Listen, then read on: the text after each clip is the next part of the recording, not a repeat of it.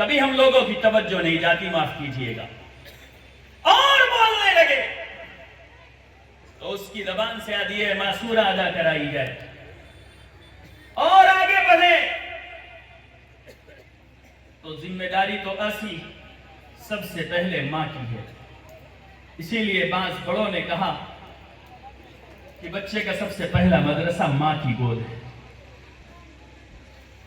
ماں کو بہت مہذب اور سلیقہ مند ہونا چاہیے، لیکن افسوس ہوتا ہے کہ آپ حضرات نکاح کے وقت میں ماں کا جو انتخاب کرتے ہیں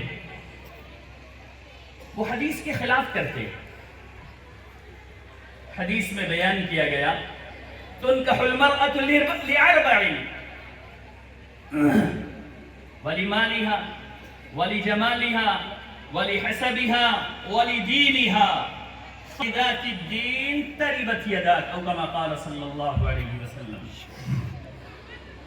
نکاح میں جو بنیاد بنایا جائے، یعنی عورتوں سے جن بنیادوں پر شادی کی جاتی ہے، اس حدیث میں 4 چیزوں کو بنیاد بنایا گیا، یعنی یہ بتایا گیا کہ عورتوں کا جو انتخاب کیا جاتا ہے وہ ان 4 باتوں کو سامنے رکھ کر کے کیا جاتا ہے۔